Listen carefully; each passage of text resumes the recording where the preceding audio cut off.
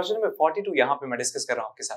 Question में दिया है staircase contains 3 steps each 10 centimetre high and 20 centimetre wide as shown in figure. तो ये स्टेप्स आपको दिए हैं जिनका विड्थ जो है ज्यादा है, हाइट जो है कम है। जस्ट लाइक जैसे आप ओल्ड मॉन्यूमेंट्स में किसी में जाएं तो वहां पे आपको देखने को मिलेगा कि सीढ़ियां जो हैं उनकी हाइट बड़ी कम है और जो उनका विड्थ है जहां पे हम पैर रखते हैं वो वाला पार्ट ज्यादा वाइड है। तो इसका विड्थ है 20 और इसका हाइट जो है हर एक स्टेप का जो वो है 10 सेंटीमीटर के बराबर। हम क्या चाहते हैं इससे, what should be the minimum horizontal velocity of the ball rolling off at the uppermost plane so as to hit directly on the lowest plane।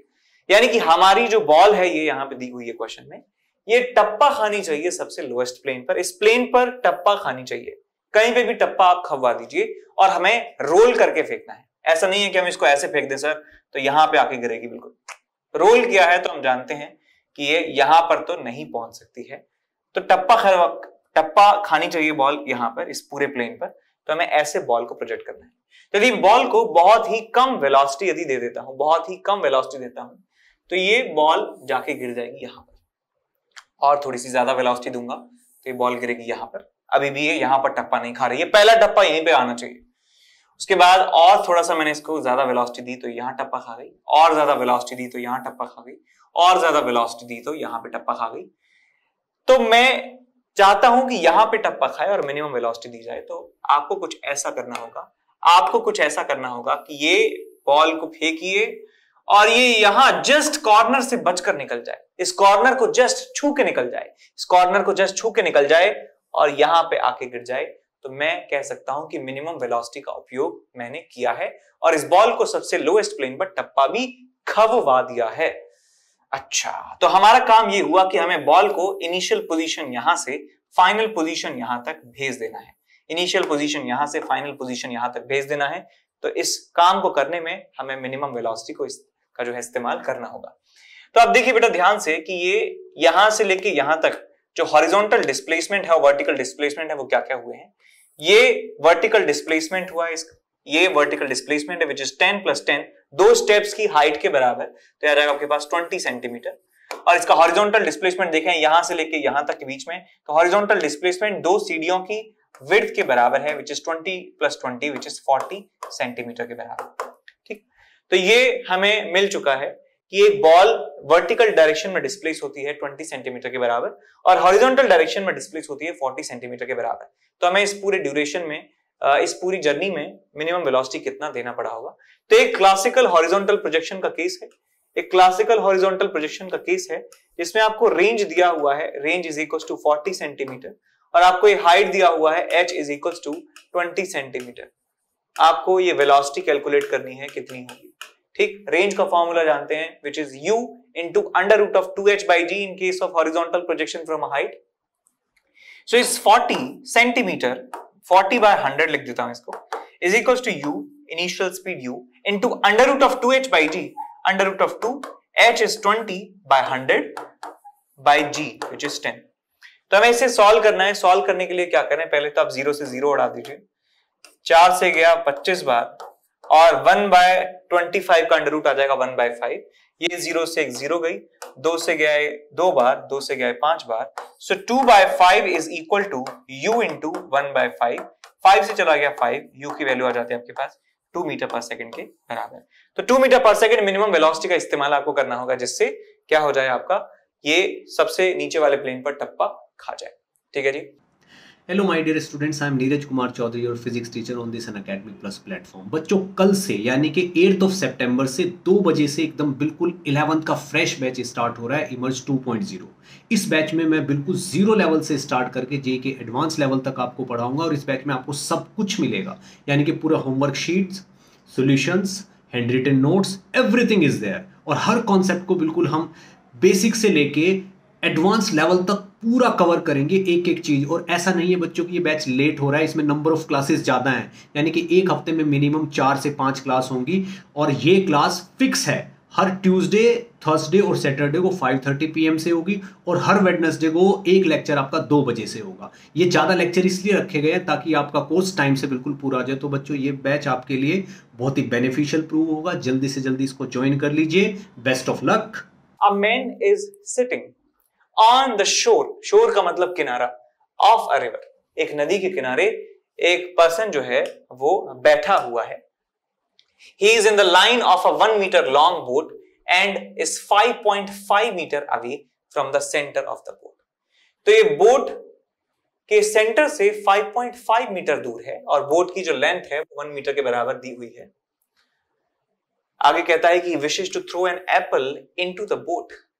तो समझ रहे हैं कि ये इस कौन जो है, ये पर्सन का नाम क्या है कि जो एप्पल के साथ खेल रहा है और बोट में फेंकने की कोशिश कर रहा है. चैप्टर जिस चैप्टर से है, क्वेश्चन जिस चैप्टर से है, उससे एक ही नाम हमें दिमाग में आता है. कमेंट में लिख के बताइए कि कौन सा ये पर्सन हो सकता है. ठीक है, तो आगे चलते हैं. If he can throw the apple only with speed of 10 metre per second. 10 metre per second से ही ये थ्रो कर सकता है. एक लिमिट होती है पर्सन की कि जिस स्पीड से वो किसी ऑब्जेक्ट को फेंक सकता है ना. अलग अलग ऑब्जेक्ट, अलग अलग पर्सन की अलग अलग स्पीड हो सकती है. हो सकता है बहुत ज्यादा कोई एथलीट हो, जैसे नीरज चोपड़ा, वो बहुत ज्यादा तेजी से फेंक सकता हो चीजों को. और एक हो सकता है opposite of athlete which is me, जो मैं बहुत ही कम स्पीड से किसी ऑब्जेक्ट को फेंक सकता हूं. तो उन्होंने क्या रखा है, ये 10 मीटर पर सेकेंड से ही फेंक सकता है और उतने से ही फेंकता है. ये find the minimum and maximum angles of projection for successful shot. Assume that the point of projection and the edge of the boat are in the same horizontal level. अब जो सवाल में इंफॉर्मेशन है उस हिसाब से मैं एक डायग्राम बना देता हूं. तो हमारे पास यहां है जी पर्सन है और ये है बोट. ये बोट है और बोट की जो लंबाई है वो 1 मीटर के बराबर है. बोट की लंबाई है 1 मीटर के बराबर और बोट के सेंटर से इसका जो दूरी है, डिस्टेंस है, वो 5.5 मीटर के बराबर है. तो ये डिस्टेंस इसके सेंटर से आ जाता है 5.5 मीटर के बराबर, 5.5 मीटर के बराबर. तो मैं बोट के जो एंड्स हैं, बोट के एंड से डिस्टेंस बता सकता हूं कि बोट के इस एंड से इसकी जो डिस्टेंस होने वाली है वो 5 मीटर के बराबर होने वाली है और बोट के उस एंड से जो डिस्टेंस होने वाली है वो 6 मीटर के बराबर होने वाली है. इस बात सबको क्लियर होनी चाहिए. सिंपल सी लॉजिक है यार. ये 1 है तो आधा पार्ट आधे मीटर का होगा और ये वाला पार्ट आधे मीटर का होगा. सो 5.5 माइनस 0.5 करेंगे तो आपको 5 मीटर मिल जाएगा इस वाले एंड से इसकी दूरी, और ये वाले एंड की दूरी आपको मिल जाएगी 6 मीटर के बराबर. अब ये एप्पल फेंकना चाहता है 10 मीटर पर सेकेंड से. क्या क्या इसके पास ऑप्शन है कि ये बॉल, ये जो एप्पल है, ये जाना चाहिए बोट के अंदर. तो हो सकता है कि बहुत धीरे, बहुत ही कम स्पीड से एप्पल्स को फेंके तो ये एप्पल जो है जाके यहीं गिर जाए. हो सकता है कि ये बहुत ज्यादा स्पीड से फेंकते तो हो सकता है एप्पल इस बोट के पार चला जाए. नहीं चाहिए हमें ऐसा एप्पल नहीं फेंकना है कि या तो गिरे ही ना और गिरे तो इसके पार गिरे. हम ऐसा नहीं चाहते हैं. हम चाहते हैं कि बोट के अंदर गिरना चाहिए. तो मैं लिमिट यहां पे डिफाइन कर देता हूं कि एप्पल या तो पहुंचे यहां या पहुंचे यहां. एप्पल या तो पहुंचे यहां या फिर पहुंचे यहां. 2 पॉसिबिलिटी हो सकती हैं. और हम ये बात भी जानते हैं कि हॉरिजॉन्टल प्रोजेक्शन में एक पर्टिकुलर रेंज के लिए 2 एंगल ऑफ प्रोजेक्शन पॉसिबल होते हैं. एक होता है एंगल थीटा, एक एंगल होता है 90 माइनस थीटा. तो इसका मतलब ये वाला जो पार्ट है, ये वाला जो पाथ है, ये वाली जो पर्टिकुलर डिस्टेंस पे इन्होंने फेंका है, 5 मीटर पे फेंका है एप्पल को, तो इसके लिए 2 एंगल पॉसिबल हो सकते हैं. 2 एंगल पॉसिबल हो सकते हैं. एक हुआ हमारे पास ये ट्रेजेक्टरी पॉसिबल है और एक ट्रेजेक्टरी ये पॉसिबल है. 2 ट्रेजेक्टरीज यहां पर पॉसिबल है. ऐसे ही यहां पर एप्पल को पहुंचाने के लिए भी 2 ट्रेजेक्टरीज जो हैं पॉसिबल हैं. एक तो आप ऐसे फेंक दीजिए और एक आप जो है ऐसे फेंक दीजिए. तो 2 ट्रेजेक्टरीज हमारे पास, 4 एंगल जो हैं हमारे पास पॉसिबल हैं. अब निकालते हैं कि मिनिमम इनमें से कौन सा होगा चारों में से, और इन चारों में से मैक्सिमम एंगल जो होगा वो कौन सा होगा. तो मैं चाहता हूं कि हॉरिजॉन्टल रेंज जो है वो हो जाए हमारी 5 मीटर के बराबर और हॉरिजॉन्टल रेंज हो जाए हमारी 6 मीटर के बराबर। तो 5 मीटर हॉरिजॉन्टल रेंज के लिए मैं बात कर रहा हूं 5 इज इक्वल टू यहां लिखूंगा मैं u square sine 2 theta divided by g। तो g की वैल्यू है 10, यहां मल्टीप्लाई करेंगे 50, u स्क्वायर की वैल्यू है 100, तो 50 बाय 100 आ जाएगा आपके पास साइन 2 थीटा, तो आ जाएगा आपके पास 1/2 और आपको मिल जाएगा यहां से 2 theta is equal to 30 degree. आपको थीटा की वैल्यू यहां से मिल जाती है 15 डिग्री के बराबर। और हम जानते हैं कि जो थीटा पर रेंज आपको मिल रही है वो 90 माइनस थीटा पर भी मिलने वाली है, तो 90 माइनस 15 इसका मतलब 75 डिग्री पर भी आपको सेम रेंज मिलने वाला है। तो 75 डिग्री भी हमारा आंसर होगा। आंसर मतलब ये पार्ट ऑफ द सोल्यूशन है कि हमने दो एंगल निकाल लिए पर्टिकुलर रेंज के लिए, 15 डिग्री और 75 डिग्री। सबको समझ में आया कि यार एक हो सकता है ये येलो वाला आप लाइन देखिए, येलो वाला लाइन देखिए, एक हो सकता है ऐसे गिर जाए 15 डिग्री पर और एक हो सकता है 75 डिग्री पे हमें बॉल को उछालना पड़े। दोनों ही केसेस में इस बोट के इस एंड पर जो 5 मीटर दूर है बॉल गिरने वाली है, यानी बॉल बोट के अंदर जा रही है। इसके बाद यदि हम बॉल के सबसे फार्देस्ट एंड पर बॉल को गिराना चाहते हैं, बोट के फार्देस्ट एंड पर एप्पल को गिराना चाहते हैं, एप्पल बॉल कब से बन गई सर? तो यहां देखिए 6 को मैं लिख सकता हूं u square sine 2 theta by g, so g is 10, क्या जाएगा 60, u square is 100, so it's 60 by 100, क्या जाएगा आपके पास साइन 2 थीटा, क्या जाएगा आपके पास 0 से 0, 2 से गया 3, 2 से गया 5, 3 बाय 5 इज साइन 2 थीटा। तो यहाँ पे मिल जाएगा आपको साइन 2 थीटा कितना आ जाएगा भैया? सब जानते हैं साइन 2 थीटा यदि 3/5 है, 3/5 का मतलब है 37 डिग्री। तो आपको थीटा की वैल्यू, 2 थीटा की वैल्यू, थीटा की वैल्यू मिल जाएगी 37 divided by 2 which is 18.5 degree. 18.5 degree आपको एंगल मिल जाता है। हम जानते हैं जिस एंगल पर ये हमको रेंज मिल रही है 6 मीटर, ऐसा ही एक और एंगल होना चाहिए विच इज 90 माइनस थीटा। तो एक दूसरा एंगल हमें मिल जाएगा 90 minus theta is equal to 90 minus 18.5, तो आपको मिल जाएगा ये 71.5 डिग्री। तो हमें एक दो एंगल और मिल चुके हैं 71.5 डिग्री और 18.5 डिग्री। हमें एंगल को मिनिमम और मैक्सिमम बताना है कि कौन सा मिनिमम एंगल पे अंदर गिरे और मैक्सिमम एंगल कितने पर अंदर गिरे। तो हम बॉल को चाहते हैं, ये बॉल सेब जो है, एप्पल जो है वो बोट के अंदर गिरना चाहिए। तो मिनिमम एंगल चारों में से कैलकुलेट कीजिए कौन सा है। 18.5 और 15 में से कौन सबसे छोटा है? मैं कहूंगा 15 डिग्री छोटा है। तो हमारा जो मिनिमम एंगल होगा, मिनिमम एंगल जो होने वाला है theta minimum which is 15 degree, और जो मैक्सिमम एंगल जिसपे हम फेंक सकते हैं बॉल को, बॉल गिरे, एप्पल जो है वो गिरे बोट के अंदर, तो मैक्सिमम एंगल देखिए 75 और 71.5 में 75 is maximum angle at which we can throw the apple and it will fall inside the boat. तो मिनिमम और मैक्सिमम हमें आ चुके हैं। अब एक चीज आपको मैं बताता हूं, ठीक है, एक चीज आपको समझाता हूं कि इन चारों एंगल्स और इनके बीच में जो एंगल्स होने वाले हैं उनपे क्या क्या सिचुएशन हमारे साथ होगी। ऐसे देखिए, ये वाला सवाल है, ठीक। तो ये है पर्सन न्यूटन और ये है बोट, ये है बोट। ऑफ कोर्स ये न्यूटन ही हो सकता है, जो सेब और ग्रेविटी के साथ खेले वो न्यूटन ही है। सो 18.5 कौन कौन से एंगल थे एक बार दोबारा चेक कर लेते हैं। इट्स 15 डिग्री एंड 18.5, ठीक है।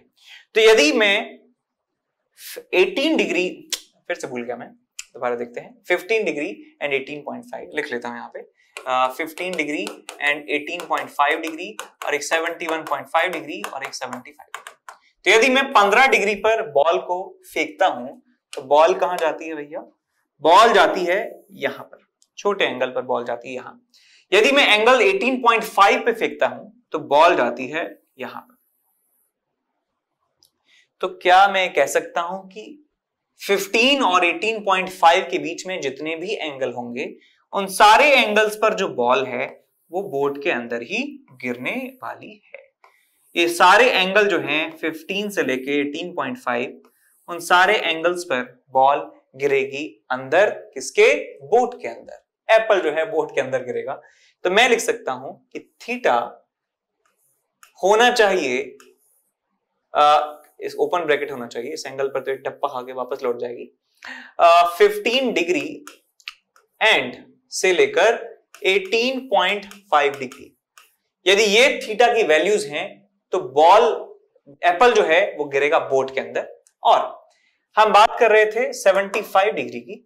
75 डिग्री पर हमें कहां मिल रहा था, 75 डिग्री पर जो हमें बॉल गिर रही थी, यहां एप्पल गिर रहा था यहां पर, और इससे थोड़ा सा कम 71.5 डिग्री पर हमें एप्पल मिलता है यहां पर।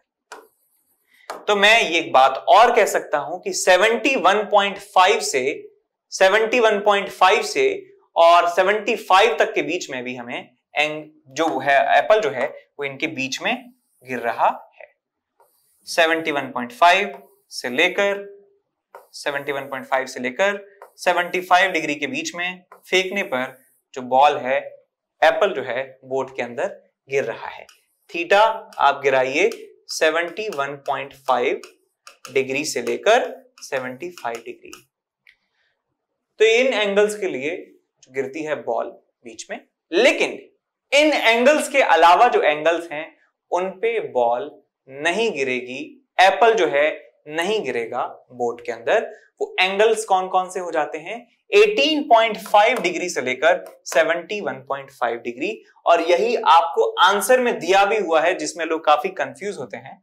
तो यहां पे आप कह सकते हैं कि angles between 18.5 degree and 71.5 degree which is difference, कितने एंगल्स आ जाते हैं इसमें, कितने डिग्रीज आ जाती हैं, तो इनको आप सब्ट्रैक्ट करेंगे तो आपको मिल जाएगा 53 degree. 53 degree will not land the apple into the boat,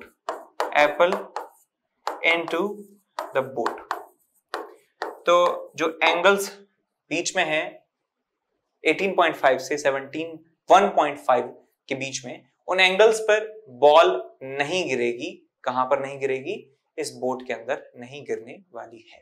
ठीक, और जो 15 से कम एंगल है 0 से लेके 15 में क्या होगा, शॉर्ट पड़ जाएगा, और बाकी एंगल्स में क्या होगा कि ये पार निकल जाएंगे। ठीक है, आई होप आपको समझ में आया सवाल। अब चलते हैं आगे। ठीक है, सवाल समझ में आया तो लाइक जरूर करके जाना वीडियो को। तो क्वेश्चन नंबर 52 यहां पे मैं डिस्कस कर रहा हूं आपके साथ। इस क्वेश्चन में आपको दिया हुआ है 6 particles situated at the corners of regular hexagon। Regular hexagon का मतलब ऐसा हेक्सागन जिसकी 6 की 6 जो साइड्स हैं वो आपस में बराबर हैं, ऑफ साइड ए, जो साइड लेंथ है वो ए के बराबर है, move at constant speed of v, constant speed v से वो मूव करते हैं। Each particle maintains a direction towards the particle at the next corner, calculate the time the particles will take to meet each other. तो कितना समय उनको लगेगा आपस में मिलने में। ठीक, अब ये क्वेश्चन एचसीवी में दिया है हेक्सागन के लिए, लेकिन ये क्वेश्चन आपको पूछा जा सकता है किसी भी साइड के पॉलीगन के लिए। तो आपको मैं समझाऊंगा ऐसे कि आप कैसे भी तरह का सवाल जो है वो कर ले जाएंगे। तो यहां पे मैं हेक्सागन बना रहा हूं, एक रेगुलर हेक्सागन, इसका मतलब साइक्लोहेक्सेन आपको बनाना है। साइक्लोहेक्सेन ऑर्गेनिक केमिस्ट्री में पढ़ेंगे, साइक्लोहेक्सेन, इसका आईयूपीएसी नेम है। यहां पार्टिकल्स हैं और हेक्सागन का जो साइड है वो ए के बराबर आपको दिया हुआ है, यानी कि t बराबर 0 पर यदि मैं सिचुएशन को ड्रॉ करता हूं तो साइड लेंथ जो है ए के बराबर है, साइड लेंथ ए के बराबर है। ये ए सब एक दूसरे की तरफ मूव कर रहे हैं। हर यहां पे इंपॉर्टेंट बात यह है कि सबकी स्पीड, सारे पार्टिकल्स की स्पीड एक तो v रहने वाली है हमेशा, और डायरेक्शन उनका रहने वाला है अगले पार्टिकल की तरफ, उनके जो नेक्स्ट अगला पार्टिकल है उनकी तरफ डायरेक्शन आपको मिलने वाली है। तो देखिए किस तरीके से ये मूव कर रहे होंगे। तो मान लीजिए ये वाला जो पार्टिकल है ये इसकी देखा देख आगे बढ़ा होगा, और लेट्स से वो आगे बढ़ चुका है और यहां पहुंच चुका है। अब इसका वेलोसिटी है इस डायरेक्शन में, लेट्स से। अब ये वाला जो पार्टिकल है इसकी देखा देख, इसका डायरेक्शन ऑफ मोशन क्या है, ये है। इस लाइन ज्वाइनिंग जो है वो ये लाइन ज्वाइन करती है इन दोनों को। तो ये पार्टिकल अब इस डायरेक्शन में मूव करने लगेगा और थोड़ा सा आगे बढ़ जाएगा। लेट्स से मैं रेड कलर से बना देता हूं, ये पार्टिकल यहां पहुंच चुका है, ये वाला पार्टिकल अब यहां पहुंच चुका है। अब इसको देखकर ये वाला पार्टिकल पागल हो जाएगा और वो इसकी तरफ जो है भागने लगेगा। तो यहां पे मैं एक लाइन ड्रॉ कर देता हूं, लाइक दिस। ये इस तरफ भागने लगेगा, इस तरफ भागने लगेगा और ये पहुंच जाएगा कहीं यहां पर। अब इसको देखकर ये वाला पार्टिकल जो है वो इस तरफ बढ़ने लगेगा और ये पहुंच जाएगा यहां पर, इसकी वेलोसिटी हो जाएगी यहां पर। इसको देख के ये पागल हो जाएगा और इसकी देखा देख जो है वो यहां पर पहुंच जाएगा, इसकी वेलोसिटी इस तरफ होने वाली है v के बराबर। ऐसे ही इसको देखकर ये वाला पार्टिकल पागल हो जाएगा और वो ऐसे पहुंच जाएगा यहां पर, इसका वेलोसिटी हो जाएगा v यहां पर, इसको ये। तो आप यहां देख सकते हैं कि एक लाइन बन चुकी है, एक चेन बन चुकी है और ये पार्टिकल अभी भी ये t बराबर 0 पर भी हेक्सागन के वर्टाइसेस पे रखे हुए थे और ये किसी भी समय पर आप इनको देखेंगे ये अभी भी एक हेक्सागन के वर्टाइसेस पर ही रखे होंगे। ठीक, हमेशा ये किसी ना किसी साइड लेंथ के हेक्सागन के वर्टाइसेस पे रखे होंगे। ये बात आपको समझनी है।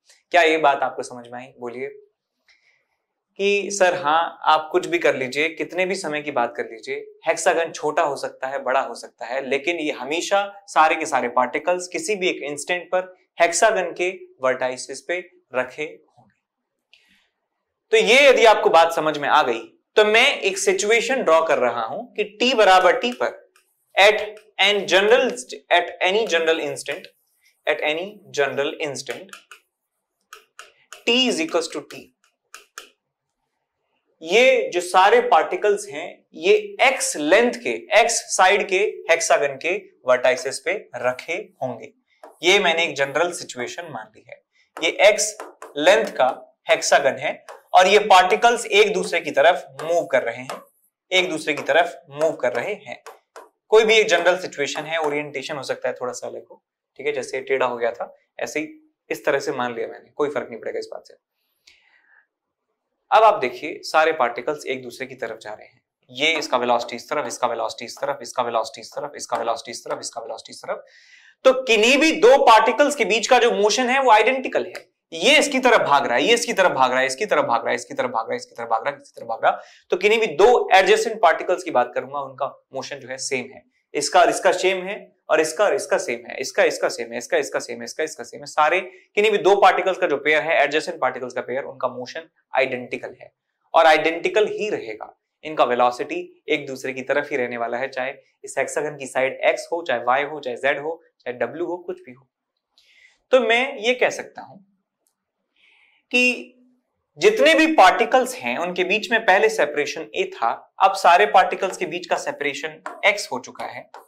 ऐसे ही सारे पार्टिकल्स का जो सेपरेशन है वो 0 भी हो जाएगा। सिमेट्री से ये बात मैं कह सकता हूं, बिकॉज सारे पार्टिकल जो हैं वो एक रेगुलर हेक्सागन की साइड के ऊपर चल रहे हैं, साइड के रेगुलर हेक्सागन के वर्टाइसेस पर रखे हैं, तो इनके बीच का जो डिस्टेंस है बराबर रहने वाला है। चाहे मैं किसी समय पर a था, अब किसी समय पे x है और किसी समय पे 0 भी हो जाएगा। तो मैं किन्हीं भी दो पार्टिकल्स का मोशन ऑब्जर्व करूंगा और मैं देखूंगा कि किस टाइम कितना लग रहा है कि a सेपरेशन से 0 सेपरेशन होने में कितना समय लग रहा है पार्टिकल्स को, और वही आंसर हमें मिल जाएगा सारे पार्टिकल्स का। बिकॉज कोई भी दो पार्टिकल्स यदि 0 सेपरेशन पे आ जाएंगे, इसका मतलब सारे के सारे 6 के 6 पार्टिकल्स सेपरेशन 0 पर आ जाएंगे। तो कोई भी दो पार्टिकल्स जो आपके फेवरेट हो, एडजेसेंट, आप उन्हें यूज कर सकते हैं। तो मैं इसको और इसको यूज कर रहा हूं, ये दो पार्टिकल्स को मैं यूज कर रहा हूं। तो एक पार्टिकल है यहां, दूसरा पार्टिकल है यहां, इसका वेलोसिटी इसकी तरफ है, इसका वेलोसिटी इसकी तरफ है, इसका वेलोसिटी इसके अगले की तरफ है। समझ में आ गई बात? ऐसे और भी पार्टिकल्स हैं जो एक दूसरे की तरफ जो है दौड़ रहे हैं। एंगल्स की यदि बात की जाए, तो सारे एंगल जो हैं 60 60 60 होने वाले हैं। देख लीजिए कैसे, ये 60 होगा, ये 60 होगा, ये 60 होगा, ये 60 होगा और ये भी 60 होने वाला है। तो मैं कह सकता हूं ये वाला एंगल जो है ये भी 60 डिग्री हो जाएगा। ठीक, ये बात आई समझ में? तो ये जो वेलोसिटी है v के बराबर रहने वाली है, ये वेलोसिटी v के रहने वाली है। ये पार्टिकल नंबर 1 कह देता हूं, पार्टिकल नंबर 2 कह देता हूं। ये v का कंपोनेंट एक आ जाएगा आपके पास v cos 60 which is v/2, एक कंपोनेंट आ जाएगा v √3/2। तो आप ये देखिए इन दोनों पार्टिकल्स के बीच का सेपरेशन इन दोनों वेलोसिटी से डिफाइन होगा, ना कि इस वेलोसिटी से। इस वेलोसिटी से कोई मतलब नहीं है। इस लाइन के अलोंग इस लाइन का सेपरेशन, इन दोनों पॉइंट्स का सेपरेशन जो है, ये वाली वेलोसिटीज जो है ये डिटरमिन करने वाली हैं। तो मैं यदि रिलेटिव मोशन में देखूं विद रिस्पेक्ट टू वन, यदि दूसरे का मोशन मैं पहले के रेस्पेक्ट में देखता हूं तो हमें क्या मिलता है। देखिए ये वाला जो पार्टिकल है, इसके पास एक वेलोसिटी है v√3/2 और एक वेलोसिटी जो है इसके पास है v/2 के बराबर, और ये वाला जो पार्टिकल है, पार्टिकल नंबर 1, वो रेस्ट पे आ चुका है। तो आप इस मोशन को देखिए कि ये v/2 से इसके पास जा रहा है और इनके बीच का सेपरेशन अभी कितना है, x के बराबर है। इसका मतलब इनके बीच का सेपरेशन जो है वो घट रहा है, किस रेट से, v/2 से। स्पीड का मतलब क्या होता है कि rate of change of distance. तो मैं कह सकता हूं कि डिस्टेंस कम हो रही है, इसका मतलब dx/dt नेगेटिव होगा, तो मैंने नेगेटिव साइन और लगा दिया है जिससे ओवरऑल क्वांटिटी पॉजिटिव बनी रहे। समझ गए? x is the separation between the two particles and this separation is decreasing. तो dx/dt जो है नेगेटिव क्वांटिटी होगी, उस नेगेटिव को पॉजिटिव बनाने के लिए मैंने यहां पे कॉम्पनसेटरी माइनस साइन लगाया है। जब भी क्वांटिटी डिक्रीज होती है और हम उसका डेरिवेटिव लिख रहे होते हैं तो हम वहां पे कॉम्पनसेटरी साइन नेगेटिव लगाते हैं। फिजिक्स की बात कर रहा हूं मैं। इज इक्वल टू किस रेट से, क्या रेट है चेंज होने का x के, तो मैं कह सकता हूं यहां पे इन दोनों के बीच का सेपरेशन चेंज हो रहा है v/2 स्पीड से। अब मैं इस dt को ले जाऊंगा इधर, बिकॉज v तो कांस्टेंट है। So minus of dx is equal to v/2 into dt, और इंटीग्रेट करिए दोनों तरफ। t बराबर 0 पर सेपरेशन कितना था दो पार्टिकल्स के बीच में, मैं कह सकता हूं a के बराबर था। और t बराबर t0 पर, लेट्स से कैपिटल T कह देते हैं, t बराबर कैपिटल T पर जो सेपरेशन है दो पार्टिकल्स के बीच में, किन्हीं भी दो पार्टिकल्स के बीच में, वो 0 के बराबर हो जाता है। तो dx का इंटीग्रेशन कितना आएगा, x, तो माइनस x, और लिमिट यहां पे लगाएंगे a से लेके 0 तक, is equals to v/2 into capital T। तो याद आएगा आपके पास a is equals to v/2 into t, तो यहां से आपको t मिल जाएगा आपके पास 2a डिवाइडेड बाय v। तो ये हमारा आंसर हमें मिल जाता है 2a/v। टाइम के बाद ये 6 के 6 पार्टिकल्स 0 सेपरेशन पर आ जाएंगे। ठीक, तो ये सवाल मैं पूछा था तो हमने कर दिखाया। सवाल को आप दोबारा देखिए, 3 बार देखिए। इस सवाल के साथ क्या है कि लोग एक बार इसको समझ लेते हैं फिर भूल जाते हैं। तो आपके साथ ऐसा नहीं होना चाहिए, बिकॉज मैं आपको समझा रहा हूं। सवाल आपको ऐसे याद होना चाहिए कि आप कभी भी नहीं भूलें। आप पूरे 2 साल की प्रिपरेशन में जितना भी टाइम बचा है पेपर में, ये कभी भी नहीं आपके दिमाग से जाना चाहिए। ठीक है।